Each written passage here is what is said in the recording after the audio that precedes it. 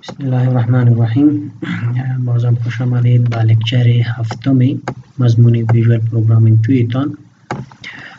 امروز به ادامه لکچر ششم که در اونجا ما بعد از اینکه با دیتابیس کانکت شده بودیم دیتا را در دیتا گرید ویو نشان داده بودیم و اپریشن انسرشن با دیتابیس پیش از او کرده بودیم و در لکچر پیشین که لکچر ششم بود ما از دیتابیس دیتا را در یک دیتا گرید ویو دیسپلی کرده بودیم. به ادامه مسلسله خود ما امروز یک دو اپریشن کرود اپریشن دیگر انجام میدیم که یکیش دلیشن است و دومش هم اپدیشن است که با استفاده از همون ریکاردهایی که در فرم نشان دادیم میخوایم که یک ریکاردش را دیلیت بکنیم یا یک ریکاردش ما چی بکنیم اپدیت بکنیم. ما میایم به پراجکت خود. اگر پرکتیس کرده باشین شما هم انشاءالله تا همینجا خود رسانده باشین که اپریشن های دیتابیس کانکشن، دیتابیس ریکارد انسرشن و از دیتابیس دیتا را در یک دیتا گرید ویو در بین فرم شو کردن به شکل اگر یا شما کردین then it's well and good و ما ادامه داده میتونیم و این اپریشن های دیگه را انجام داده میتونیم. اگر فکرتان باشه ما این کارا را کرده بودیم که با یک دیتابیس کانکشن کد کرده بودیم و کانکشن اوپن و کلوز کرده بودیم. ما میتونستیم که از این جهت این فرم یک ریکارد انسرت کنیم. فرضاً اگر من یک ریکارد میمانم خان ولی father name John Wali, some phone number, some email address, khan@yahoo.com, gender and address, and then some date of birth. my date of birth میمانم 1990 and then insert record. ریکارد انسرت میشه بر دیتابیس. اوکی میکنم و وقتی که ما بخوایم این ریکارد اینجا ببینم سری لود دیتا کلیک میکنم که همو کوڈی که ریکارد دیتا را از دیتابیس سلیکت میکنه و دیتا گرید ویو میاره او ران میشه و ریکاردی که ما انسرت کردیم اینجا برای ما نشان داده میشه. خب کاری که امروز میخوایم چی است میخوایم بکنیم چی هستن. اولا ما که ریکارد انسرت کردم شما ببینین این فرم همه قسم پرمان ما میخوایم کی پس ریست شوه به حالت یادی خود برگرده و یا اگر من اشتباه میکنم میخوایم فرم ریست کنم یک ریست بٹن داشته باشم که اوی فرم ریست کنه. اولین کاری میکنیم بعد از ادامه میدیم. خب به خاطر از این بسیار سیمپل کار است. شما میتونین که یک تکست فیلد چطور خالی کنین. ما یک بٹن میگیرم از اینجا و این کد از زیر یک بٹن میمانم.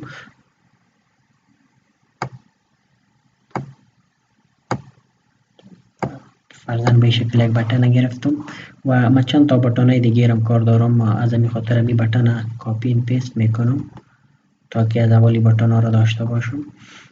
از یک بٹن به خاطر ریست فرم استفاده میکنیم. اگر یک کمی منظم کنیم این بٹن بالاتر میبریم و این را پایین تر میاریم.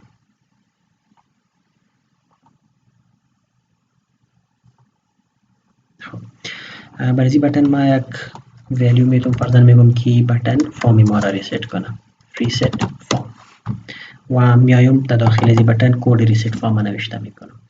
فرم که ما ریست میکنیم اصلا چی میخوایم کنیم همین تکست فیلد ها که پر هستن یا را پس خالی کنیم و یا را ما چطور خالی میکنیم. بسیار آسان میگیم که نام تکست فیلد فرضاً txt std name dot text is equal to null یا یک خالی string میمانیم. به این شکل میتونیم که را ما انجام بدیم. فرضاً ما میگم که txt دیگه کال نام دیگه تکست فیلد ما که است std phone number dot text is equal to null. با می ترتیب کل تکست فیلد را میگیریم و خالی میکنیم. id dot text is equal to null. با می ترتیب gender dot text is equal to null and then father name dot text is equal to null. email dot text null. با می ترتیب date of birth dot text یا dot value اینجا ما چند کار کرده میتونیم. یکی که بگویم که reset text یک فانکشن است. چی میکنه یک دیفالت ولیوی چون یک تکس فیلد است، یک تایم دت تایم پیکر است، یعنی فیلد ما نورمال تکس فیلد نیست. این را قسم گفتیم با چند شکل ریست کرده میتونیم. یکی که ما بگوییم که دات تکست، قسمی که دیگه تکس فیلد رو ریست کردیم is equal to null. this will basically set the current time. هر تایمی که ما بدل کردیم به current time یا ما همون کار میکنیم که ما در روزی که این تکس دت تایم پیکر تشریح میکردیم گفته بودیم که چطور میتونیم دیفالت ویلیو بایبانیم، current time پیک میکنیم با اساین میکنیم، این کلی کارا کرده میتونیم.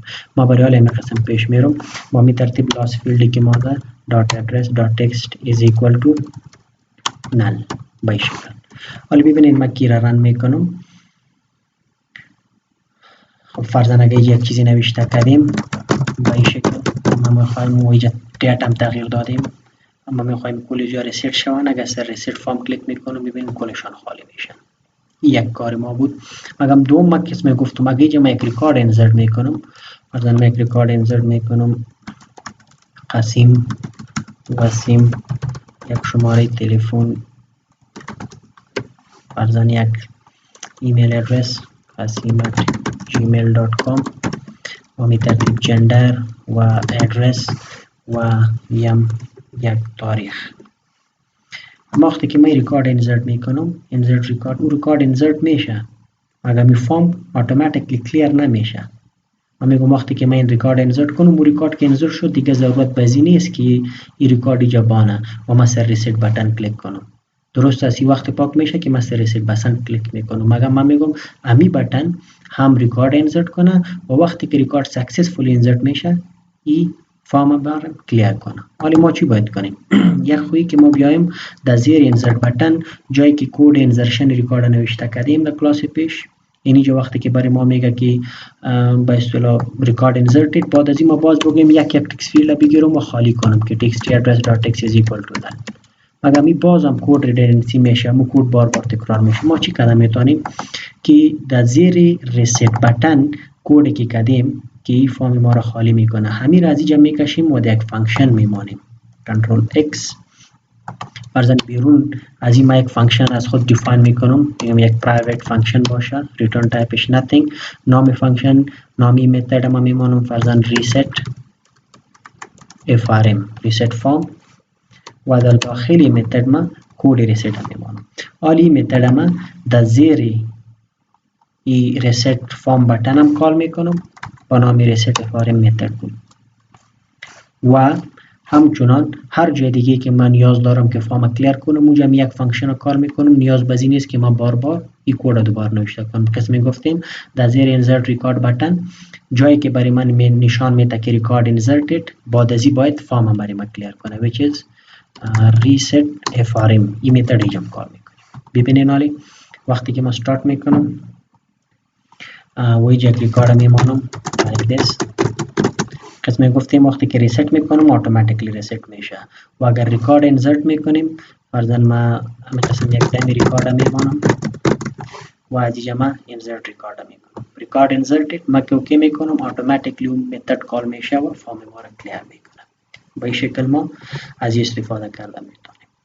خب این بود یک کار ما که فارم ما بعد از این که ما سری بتن کلیک میکنیم ریست میکنه یا بعد از این که ما ریکارد انسرت میکنیم برای ما چی میکنه یا بعد از اینکه کد یه رن میشه این فارم برای ما ریست میکنه. دوم کاری که در لکچر میخوایم بکنیم چی است که ما بتونیم یک ریکارد دیلیت کنیم. فرضاً ریکارد رو ما انسرت کردیم، یک رو میخوایم دیلیت کنیم. قسمی که ریکارد غلط انسرت کردیم میخوایم این باید دیلیت شه. چطور دیلیت شه؟ ما چند راه را با دیلیشن ازی داریم. یک راهی که قسمی که ما شروع کردیم بسیار چیزای کارا را به طریقه مو بیسیک و آسانش میکنیم. بعداً به طریقه ادوانس‌تر خوب ترش هم میریم در لکچرهای بعدی. خب به طریقه بیسیک و آسان اگر بخوایم که از این ریکارد یک ریکارد ما دیلیت کنیم، ما باید اول ریکارد را سلکت کنم و او ریکارد ما باید دی فارم بیجا برای ما بیایه که برای ما بگه سلکتد ریکارد ما چی است، اینجا آیدیش بیایه، اینجا نام بیایه، اینجا فادر نیم، فون نمبر و این چیزا. بعد از او اینجا یک بتن دیلیت باشه که من سرش کلیک میکنم همون ریکارد مربوطه را برای ما دیلیت کنه. خب این کاری خدا با چند استپ تقسیم میکنیم. اولی که ما چطور بتانم از این گرید ویو هر ریکاردی که سلکت میکنم او را پس به این فارم ببرم. اولی کار چطور کرده میتونیم؟ من میایم در کلیک ایونت از این گرید ویو سل کلیک یا کانتنت کلیک ایونت از گرید ویو یک ایونت کریت میکنم و میگم وقتی که بالای از این کلیک میکنم این ریکارد باید انتخاب شه و در این فارم برای ما بیاید. به خاطر همین ما میایم در گرید ویو. اولا اینجا چند تا پراپرتی اش تغییر میدم. اگر فکرتان بود ما اونجا میتونستم تنها نام سلکت کنم، تنها فایل نیم، تنها آیدی را سلکت کنم. ما میگم نه، باید در یک وقت کل روی برای ما سلکت شود. و دیگه کاری که ما میخوایم بکنیم هستن که من نمیخوایم که اینجا در داخل گرید ویو کس یک ولیو تغییر بکنه، به خاطر که اگه او ولیو تغییر میشه و باز او تغییر شده ولیو اینجا در فارم برای ما میآید، باز ما کنفیوز میشیم و اشتباه میشه، در کویری نوشته شدن ما اشتباه میشه. از این خاطر ما از اینجا deleting, editing and adding of records چی میکنیم؟ بلاک میکنیم. اجازه نمیدیم که در داخل گرید ویو کس ریکارد ما را تغییر کنه، به خاطر که ریکارد هستن که از دیتابیس آمدن، در مو شکل باید اینجا بمانند، کس دی دست نزنه. یک دوم، وقتی که ما بازی را رن میکنم، ولی ببینین اینجا من نمیتونم که نام و چیزا را تغییر بدم. پیش ما میتونستم که را تغییر بدم، آیدی را تغییر بدم، گرچه چیزا نباید تغییر بخورن. دوم، وقتی که من سلکت میکنم ببینین یک سل سلکت میشه. میگم نه، باید در یک وقت یک رو مکمل سلکت شه به این شکل تا که یک ریکارد برای ما سلکت کنه، نه که یک بخش یک ریکارد. اگر ما این کار نکنیم هم کار ما میشه. مگم از گود پرکتیس یک خوب گپ است. ما اینجا در دیتا گرید ویو میایم در پراپرتی و این را گفته بودم که کار ما چطور میکنیم. اگر ما بیایم پایینتر و اینجا سلکشن مود بگیریم در پراپرتی دیتا گرید ویو، ما اینجا چند تا مود داریم که از این ما انتخاب کرده میتونیم فول رو سلکت.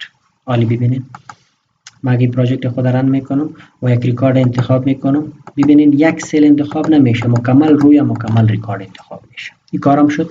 ولی کار دیگه چی است؟ من میگم هر ریکاردی که من انتخاب میکنم دیتای مربوطی و ریکارد باید کلش در این فارم برای ما بیاید. مطلب آیدیش باید در تکست فیلد آیدی، نامش باید در تکست فیلد نام، فادر نیم در تکست فیلد فادر نیم، و همین ترتیب کل ریکارد اینجا باید برای ما بیاید تا که با آسان‌تر ما دیده بتانم که کدام ریکارد ما یه را دیلیت میکنم یا نام فادر نیم کدام چیزیش اپدیت میکنم. خب از یک دیتا گرید ویو یک ریکارد که سلکت میکنیم چطور میتونیم به اینجا بیاریم؟ ما میایم سر از دیتا گرید ویو رایت کلیک میکنم، پراپرتیز و در ایونتشان میارم. از اینجا شما سل کلیک ایونت گرفته میتونین که وقتی که ما یک سل کلیک میکنیم چی کار باید انجام شود. در ایونت میایم و در ایونت همین کار ما انجام میدم. کار اصلا چی است؟ کاری است که هر روی که ما از اینجا سلکت کردیم ریکارد مربوطی رو را باید به ما بگیره و در فارم برای ما نشان بده. اولا روی که ما سلکت میکنیم این در کجا می باشه؟ چی میفهمیم که کدام رو سلکت شده؟ به خاطر که از بین این روها 10 15 20 100 تا رو امکان داره باشه. ما که یک تایش سلکت میکنم اصلا این یک ایونت کال میشه. کدام ایونت است؟ سل کلیک ایونت که همینجا ما ایونت گرفتیم و در سل کلیک ایونت این معلومات هم روان میشه که کدام رو در از بین این روها سلکت شده است. او را در این دیتا گرید ویو ایونت آرگومنتس روان میشه. یعنی از این آرگومنت، از این پارامتر ای ما میتونم این معلومات بگیرم که از بین این سل ها، بین این روها کدام رو سلکت شده است. او برای من در وقتی که ایونت کال میکنم این معلومات در این ایونت، در این آبجکت ایونت برای ما روان میکنه. از این ما گرفته میتونم که کدام رو برای ما سلکت شده. چطور؟ فرضاً من میگم که چون یک نمبر یک اندکس یا زیرو می باشه، او را برای ما میگه فرضاً یک اندکس یک شکل اینتیجر می باشه، یک اینتیجر وریبل ما ذخیره میکنم. فرضاً من میگم که selected روی که سلکت شده است در کجاست؟ در این ایونت معلوماتش می باشه. درست است؟ در این آبجکت ایونت ای دات از اینجا ما گرفته میتونم رو اندکس، هر روی که سلکت شده اندکس یازو. ولی فرضاً من میبینم که واقعا این اندکس برای من نشان میده. یعنی ما در مسیج باکس دات شو همین اندکس هم میخوایم که ببینیم در کجا مانده می ولیو؟ در selected رو وریبل دات تو string با string مبدل میکنم به خاطر که اینجا در مسیج باکس ما یک string ولیو نشان میدیم نیک اینتیجر. ببینید ما استارت میکنم ولی ما میایم این رو را سلکت میکنم، روی اول اندکس از چند می باشه؟ 0. به خاطر که اندکس از 0 شروع میشه رو شما میفهمید. اگر ما این روی دوم کلیک میکنم اندکس از 1 می باشه. اگر ما روی سوم چهارم کلیک میکنم اندکس از 3 می باشه. به همین ترتیب هر روی که ما کلیک میکنم ایونت کال میشه و در ایونت ما چی گفتیم که هر روی که کال شده اندکس از او را بریم روان کو، رو اندکس و او را ما نشان دادیم به این شکل. حالی که من ای را فهمیدم که فرزن کدام رو سلکتد است، فرزن روی که اندکس 6 است اینی رو است، از این ما میتونم که دیتا را بگیرم، یعنی که از روی که اندکس 6 است کدام کالمش میخوایم بگیریم، سل اول، سل دوم، سل سوم، سل چهارم، سل پنجم، کل دیتا رو ما گرفته میتونم. او را با چه شکل میگیریم؟ این پراپرتی گریدا گرید ویو ماست. فرضاً من میتونم بگیرم که نام کسی که سلکت شده است، درست است؟ در یک string variable رو میمانم string name is equal to. چطور میگیریم میره؟ اول ما رفرنس میتیم تو دیتا گرید ویو، میگیم که از این دیتا گرید ویو ما سلکت میکنیم و نام زیر ما چی ماندیم؟ نام دیتا گرید ویو ما دیتا گرید ویو استدیز است. نام زیر میگیم که فرضاً دیتا گرید ویو استدیز دات، میگم که با یک روی مشخص بره دات روز. آره با کدام رو بره؟ This is an array of rows. قسمی که شما یک array را داشته می باشین و او array مختلف اندکس ها را داره، اندکس 0 1 2 3. درست است؟ اینجا هر یک رو را که ما سلکت میکنیم اندکس شما دیدیم که اینجا ریترن میکنه. ما اینجا برای گفته میتونیم کدام رو را در دیتا گرید ویو سلکت کنیم، هر روی که ما اونجا کلیک کردیم و او معلومات در کجاست؟ در سلکتد رو ما اینجا ذخیره کردیم. حالی در او رو بسیار سلا وجود داره. اگر فرضاً شما ببینید من این را کامنت میکنم تا که پروگرام رن کنم، من که یک رو را سلکت میکنم این معلومات که روی دوم سلکت است این را برای ما کی داد؟ این آبجکت ای داد و از این ما گرفتم اینجا نشان دادم. وقتی که ما میگم که همین رو را که انتخاب کردیم از یک دیتا را بگیریم، ما چطور باید بگوییم؟ اینجا شما ببینید اول گفتیمش که دیتا گرید ویو باید بریم که نامی دیتا گرید ویو است، بعداً گفتیمش که با یک روی مشخص بریم و اینجا در اندکسش همون اندکسی که برای ما ریترن میکنه او را گفتیم. فرضاً اگر میگم یعنی چی؟ یعنی یک از باجای از این میآید در دیتا گرید ویو در رو نمبر 1، یعنی که اینی روی مشخص رو نمبر 1. حالی در رو نمبر 1 مختلف سلا وجود داره، این سل 0 است، سل 1، سل 2، سل 3، سل 4. کدام دیتا آیتم شما میگیریم همون را برش ما مشخص میکنیم به این شکلی که ما اینجا نوشته میکنیم که بعد از او که همون روی مشخص برای ما انتخاب کرد در دیتا گرید ویو ما میگیم که با کدام سلش بریم دات سلز و اینجا اندکس مشخص یا مسئله نوشته میکنیم. درست است؟ حالی اگر ما میخوایم که نام بگیرم، نام بعد از آیدی میایه، مطلب آیدی در اندکس 0، نام در اندکس 1 به این شکل. دات این ولیو که گرفتیم با او سل که رسیدیم از او سل چی میخوایم بکنیم؟ ولیوش بگیریم. دات ولیو پراپرتی رو کال میکنیم. او ولیو که برای ما داد میخوایم با string مبدل کنیم. dot to string. That's it. حالی این نام که گرفتیم اینجا نشان میتونم. شما ببینید در این مسیج باکس از بجای از او اندکس من نام نشان میتونم که واقعا نمون نام برای ما میتونی. select start. ببینید ما اینجا خانه سلکت میکنم چی میگه برای من؟ خان. اگر از اینجا من خالد سلکت میکنم چی میگه برای من؟ خالد. این کار چطور میشه؟ ما بازم براتون تشریح میکنم. ببینید چی میشه که ما گفتیم در این نام وریبل یک ولیو ما پرتم. ای کد، ای لاین آف کد او ولیو برای ما سلکت میکنه. و ای چطور سلکت میکنه؟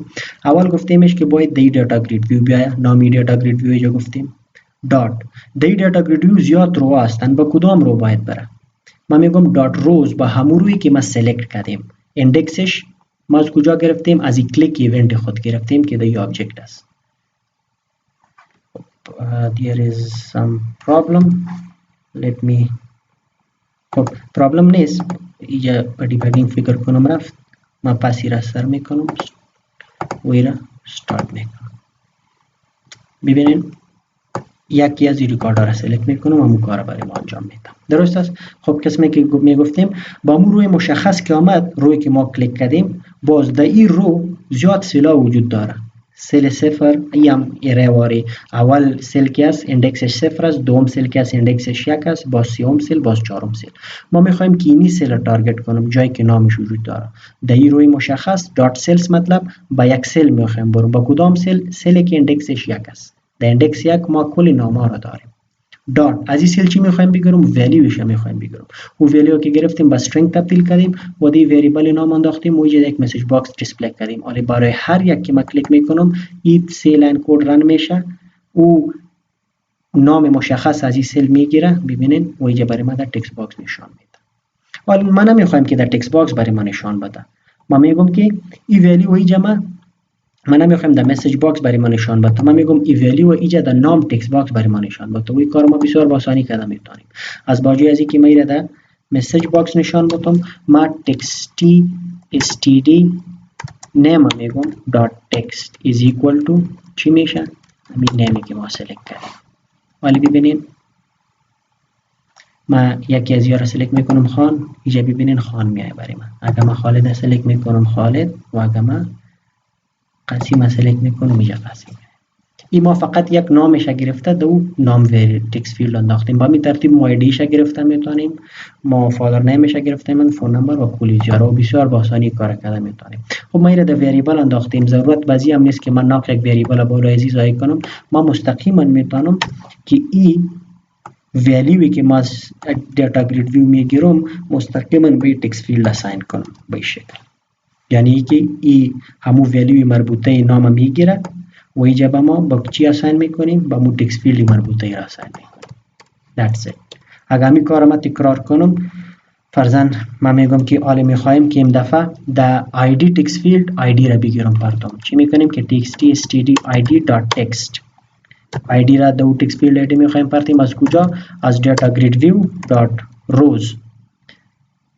از یک روی مربوطه روز کدام روی که ما انتخاب کردیم، روی که انتخاب کردیم اندکسش اینجا ما دی وریبل انداختیم selected row dot cells. کدام سل صفر، به خاطر که اولین سلی که ولیو را داره او ایدی ها می باشه. سل صفر دات میخوایم ولیوش بگیرم دات string و او را با string مبدل میکنیم. That's it. آره ببینیم این ریکارد میخوایم بگیرم، ایدیش 2 است و نامش خان است. باید در وقتی که سلکت میکنم در تکست فیلد ایدی 2 میآید، در تکست فیلد نام خان میآید. حالا میگم که در تکست فیلد فادر نام باید فادر نیمش بیاید و با همین ترتیب کلی ولیو را موجه انداخته بتونم. ما میتونم که همین کد کاپی پیست کنم به این شکل که ما بگویم که txt f name txt std. خب از خاطر از اینکه من کمی هلپ بگیرم ما مجبوری راستر نوشته کنم که txt std f name dot text و او ولیو در کدام سل است؟ بعد از نام، یعنی اندکس 2. باز اگر ما پیست میکنم چی را میخوایم بیاریم؟ txt std gender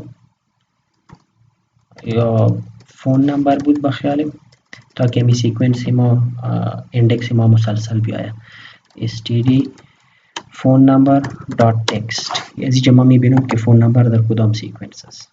خب یک اندکس 0 باشه، id نام در اندکس 1، فادر نیم در اندکس 2، باز فون نمبر در اندکس 3، باز ایمیل و بازم ادرس. فون نمبر ما میتونیم در اندکس 3 بگیریم و با می ترتیب بعد از ایمیل بود txt std email.text در ایکوال کد سم می باشه، به خاطر که فقط کالم تغییر میکنه. یک کالم ما پیش میریم، رو همون روی که انتخاب شده. این دفعه اندکس 4 میگیریم و بعد از ایمیل ببینیم تا اینجا اگر من این را سلکت میکنم تا ایمیل درست گرفتیم. بعد از این جندر نه اینجا بعد از این ادرس است، باز جندر است و بعد هم دیت آف برث است.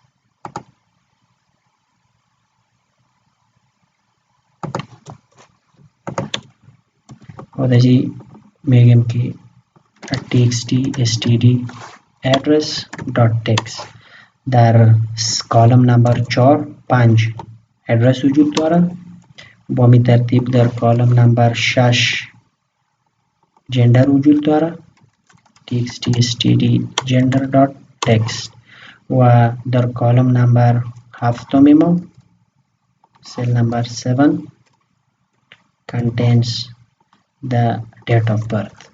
یا گفته میتونیم که txt std date of birth dot text مساوی میشه برای حالی ببینیم run. یکی از ریکاردر انتخاب میکنم فرزنی خانوالی را. ببینین وقتی که من ریکارد میکنم کل ریکاردش در اینجا در فارم برای ما نشان داده میشه. اگر من ریست میکنم پاک میشه. اگر فرضاً ما باز کلیک میکنم او ریکارد موجه به مو شکل درستش میده. آیدی، نام، فادر نیم، فون، ایمیل، جندر، ادرس و هرچی دیت آف برت که اینجا گفتیم همون دیت آف برت. ولی یک نصف کار خود کردیم که چی بود که ما گفتیم که از این دیتا گرید ویو میخوایم سلکتد ریکارد به این فارم بیاریم. ولی میگم هر ریکاردی که سلکتد است اینجا ما ایرا میخوایم دیلیت کنم. اینجا سری بटन دیلیت میخوایم این بटन به بटन دیلیت مبادل کنم و کار دیلیت بالا اینجا انجام بدم. از اینجا میایم برای این بटन تکستش تغییر میکنم. فرضاً میگم که این باید باشه delete record. بالا از اینکه کلیک میشه هر ریکاردی که اینجا سلکتد است آیدی از او را بگیریم و کویری دیلیشن نوشته کنیم. that's it. بسیار ساده. خب آلی هر ریکاردی که سلکت شده آیدی از او را میگیریم به خاطر که آیدی از او را ما از این فارم گرفته از این تیبل گرفته در این فارم ما ست کردیم. اینجا گفتم میتونیم که txt stdid.text این ولیو بگیریم و در یک وریبل پردیم. من میگم که string stdid مساوی میشه برزی. درست است. اینجا فرضاً میگم که این آیدی رو در یک مسیج باکس ببینیم که برای ما نشان بده که واقعا ما آیدی درست گرفتیم یا نگرفتیم. مسیج باکس دات شو و اینجا میخوایم که چیزی که ما آیدی را گرفتیم او را برای ما اینجا نشان بده. ببینیم start. از یک ریکارد سلکت میکنم وسیم آیدی 3 است. من که میگم دیلیت ریکارد همون آیدی مربوطه اینجا برای ما نشان میده. حالا از باجه ازی که من این آیدی را نشان بدم کویری را نوشته میکنم که ریکاردی که آیدیشی باشه او را باید دیلیت بکنیم. از باجه ازی که من این مسیج باکس بگیرم من دیلیشن کویری اینجا نوشته میکنم. string یک دیلیشن کویری را نوشته میکنیم del query is equal to delete from deletion query را شما انشاءالله بلد هستیم from نام تیبل ما. نام تیبل ما چی بود در دیتابیس؟ tbl students. درست است. delete from tbl students. کدام ریکارد دیلیت میکنیم؟ where stdid این نام کالم ماست در دیتابیس stdid. درست است. is equal to هرچی آیدی که اینجا ما از او تکست فیل گرفتیم با این کانکتینیت میکنیم stdid. گرچه ما پیشترم گفتم ما اینجا کارا را به شکل سادهش میکنم. این نباید به شکل میشد. this is not secure و دیگه ولیدیشن هم نکردیم. باید ولیدیت هم میکردیم ایدیتا رو. مگم در لکچرهای بعدی بازی کارا را میکنیم ولی فقط میخوایم دیلیت کنیم. این دیلیشن کویری ما شدی چی میگه که از این تیبل استودنتس همون ریکارد میخوایم دیلیت کنیم که آیدی باشه که ما از اون تکست فیلد آیدی گرفتیم. آلی کویری را ما باید رن کنیم و شما میفهمید که چطور میتونیم رن کنیم. ما باید کانکشن با دیتابیس داشته باشیم و بالای اسکیول کماند کویری خود رن کنیم. کانکشن اگر در کلاس پیش در فکرتان باشه ما اینجا گلوبال گرفتیم با نام کان یک وریبل است که کانکشن برای ما جور میکنه و یک گلوبال وریبل است. مطلب ما در هر جایی از این کلاسی را استفاده کرده میتونم. مطلب من مستقیما اینجا کانکشن استفاده کرده میتونم بدون از اینکه از سر ما کانکشن را جور کنم. فقط به خاطر رن کردن از این کویری ما باید چی کنم؟ یا اسکیول کماند را داشته باشم. من یک آبجکت اسکیول کماند را جور میکنم cmd is equal to new SQL command و برای اسکیول کماند شما میفهمید ما دو تا ولیو میتیم در آرگومنتش. ولیو اول کویری که میخوایم رن کنیم می باشه که کویری ما دل کویری است. همین دیلیشن کویری را که نوشته کردیم. دوم بالای کدام کانکشنی رن میکنیم او را ما در کلاس پیش که جور کردیم کان همون تیبل و همون دیتابیس و همون کانکشن ماست. ولی این کویری باید رن شود و ما گفته بودیم چطور رن میکنیم cmd.execute none query. درست است. این کویری رن میکنه و برای ما number of affected rows ریترن میکنه. ولی در این حالت وقتی که یک ریکارد دیلیت میشه چند رو افکت میشن؟ یک رو افکت میشه. مطلب یک برای ما ریترن میکنه هر باری که یک ریکارد دیلیت میکنه. ما میخوایم که را برای ما بگویم که اگر این کویری این استیتمنت این لاین آف کد که کویری رن میکنه اگر ریترن ولیوش از 0 کدا بالا بود یعنی یک بود ما مشخصا یکم گفتم میتونیم منظورش است که یک ریکارد دیلیت شده است. باز من اینجا گفتم میتونم که record message box dot show and in here I can say that record deleted. درست است به این شکل. now let me run it. حالا فرضاً ما میگم که میخوایم این ریکارد اخیری هشتم دیلیت کنم. میره سلکت میکنم delete record میگه record deleted. اوکی. باز از سر اگه این تیبل رو ریفرش میکنم میبینیم که از دیتابیس واقعا دیلیت شده است. you won't see 8 number record. هشتم نمبر ریکارد شما دیده نمیتونید.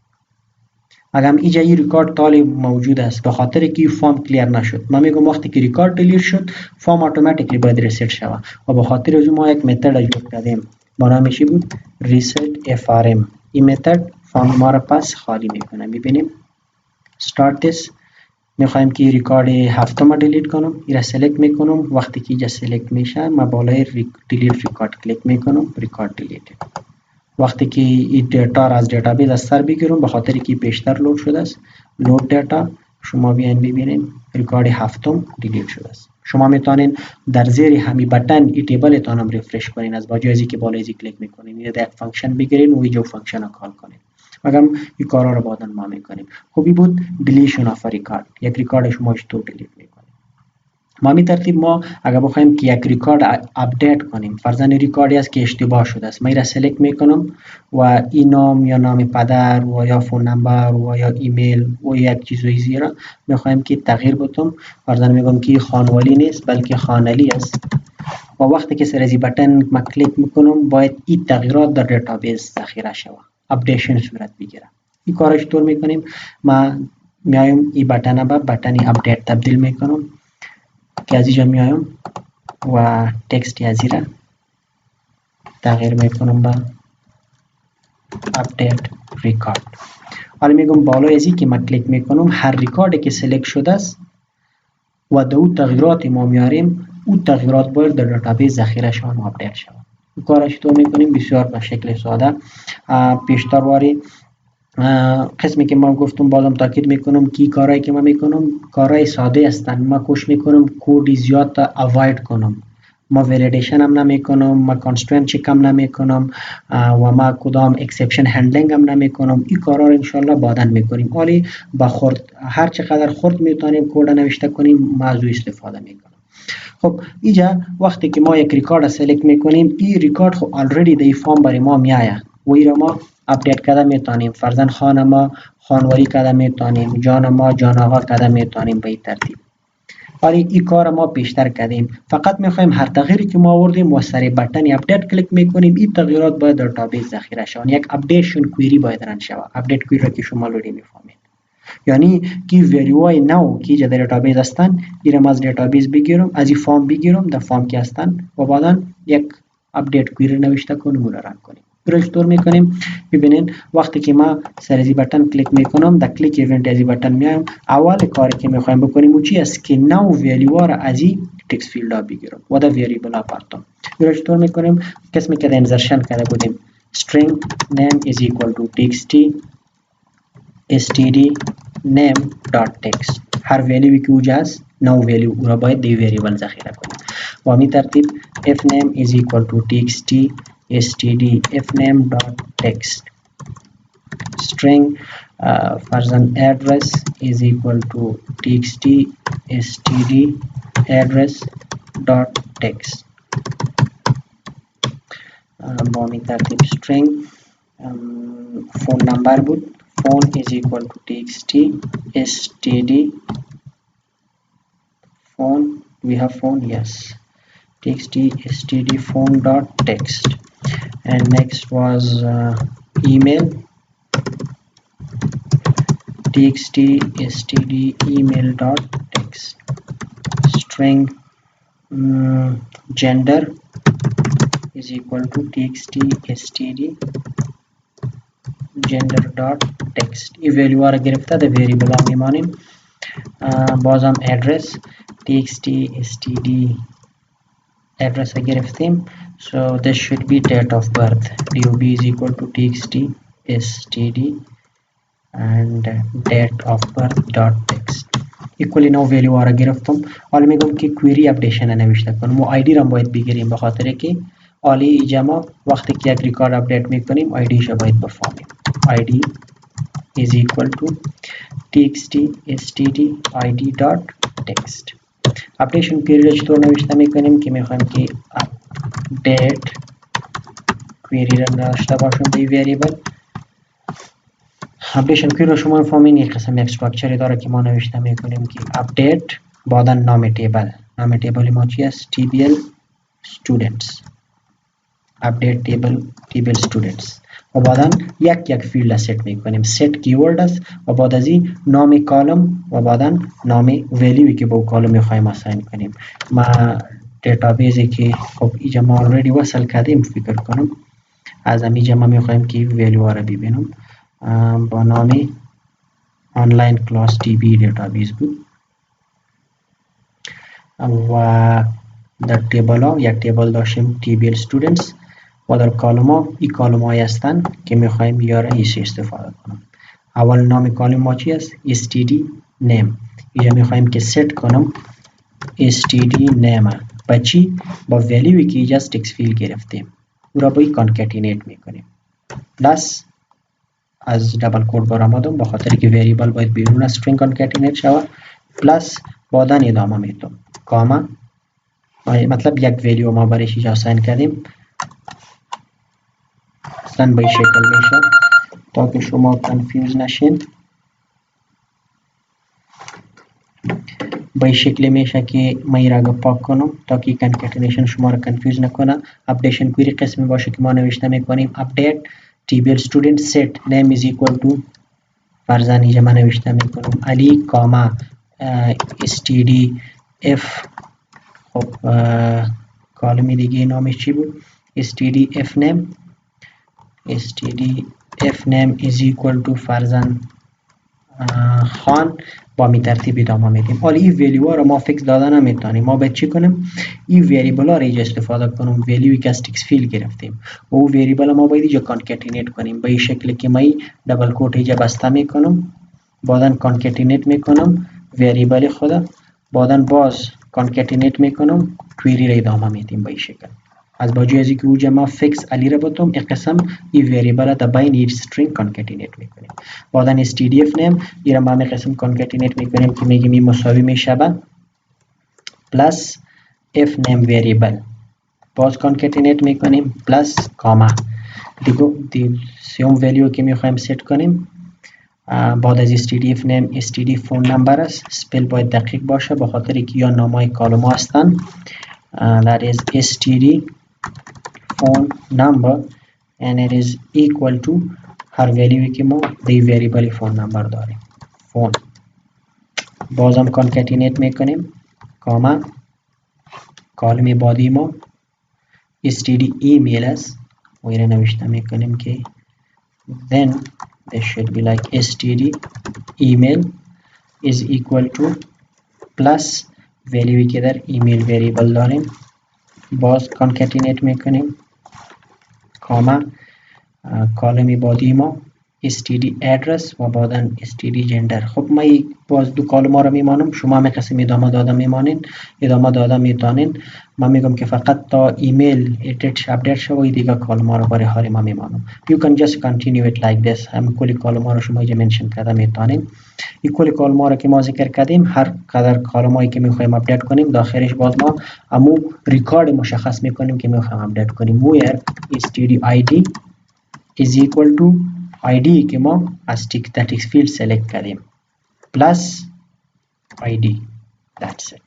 حالی اپدیشن کویری ما شد. فقط یک سه کالم هم کردم به این شکل شما این کالم ها را ادامه داده میتونین درست است. حالی این اپدیشن کویری را که ما جور کردیم دیتا نو از فارم گرفتیم این را باید رن کنیم و این را چطور رن میکنیم؟ قسمی که دیلیشن کویری رن میکنیم ما باید SQL کماند داشته باشیم تا که کویری ما رن کنه cmd is equal to new SQL command و به SQL command ما به شکل معمول دو چیزا پاس میکنیم. اول کویری که میخوایم رن کنیم که در صورت کویری update does ما همین نام کویری رو نوشته میکنم update date. خب and then کانکشن رو بهش پاس میکنیم. کانکشن چون گلوبال گرفتیم دایرکت همون نام کانکشن اینجا پاس میکنیم. این query رو ما باید بالای کماند سکویل کماند ران کنیم and the method that runs this query is cmd.execute non-query. درست است؟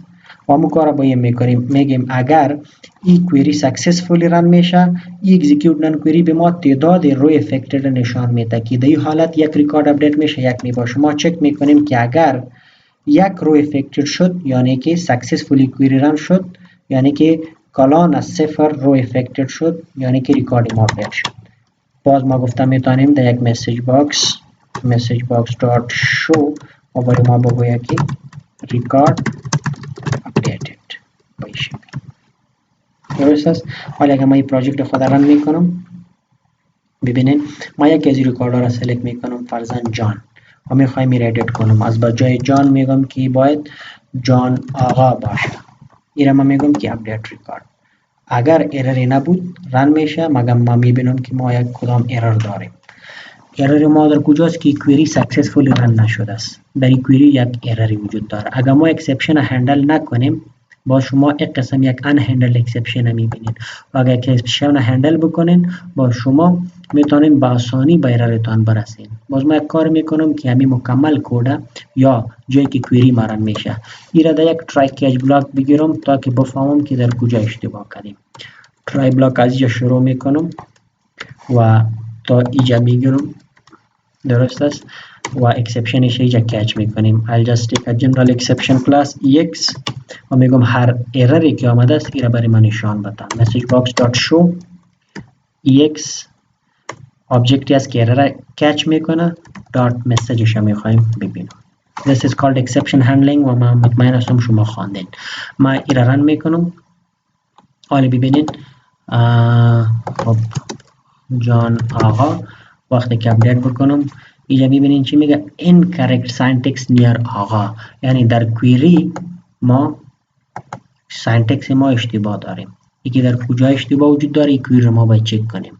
update tbl students set std name is equal to هر چیزی که ما در نیم داریم کاما std f name is equal to this and phone number. خب این ولیو هایی که ما میگیریم این ولیو ما مستقیما به چی پاس کردن نمیتونیم با کالم، به خاطر که اینجا فرق کالم و ولیو نمیشه. ما باید چی کنیم؟ ولیو در بین سینگل کد باشه، یعنی به این شکلی که من پیشتر براتون نوشته کردم که بگیریم که std name is equal to علی، مستقیما یک قسم کردن نمیتونیم، باید علی در بین یک قسم یک سینگل کد بگیریم. That is the issue. ولی چون ما ولیو در این وریبل ها پاس کردیم ما مجبور هستیم که این وریبل ها را در بین سینگل کد بسته کنیم به این شکل ولیو ها را. درست است؟ ولیو فادر نیم هم باید در بین سینگل کد باشه and phone number should as well be in the single quotes. با می ترتیب ایمیل و با می ترتیب هم آیدی که پاس کردیم. خب ما این را رن میکنم، بازم اگر ایرر بود تغییر میکنیم. فرضاً از اینجا ما یک ریکارد سلکت میکنم و این نام تغییر میتونم به خان جان. اپدیت بٹن کلیک میکنیم. now you can see that record is updated. حالا اگر بیایم همین دیتا را پس از سر ریلود کنم ریکارد نمبر 2 را اپدیت کرده بودم از باجای خان جان میاد. فرضاً اگر یک ریکارد دیگه را بگیرم وسیم است، فرضاً نامش تغییر میاریم وسیم خان، فادر نیم میگیم که وسیم جان، تلفن شماره را تغییر کرده بودیم به این شکل and if I click on the update record okay این ریکارد اپدیت شده است. پس از سر این دیتا را از دیتابیس لود میکنیم ما ریکارد جدید میبینیم. ریکارد سوم وسیم خان قاسم جان به این ترتیب شد. خب ما باز این سی فیلد کالم ها را که اپدیت نکرده بودم اگه دایی ما تغییر بیاریم فرضاً جندر را نگرفته بودم، فرضاً از واژه میل اگه ما فیمیل میکنم بازی اپدیت نمیشه به خاطر که در کوئری نگرفتیم. اگه شما در کوئری بگیرین هم باز اپدیت میشه. ببینین ریلود یا با شکل خودش میمانه.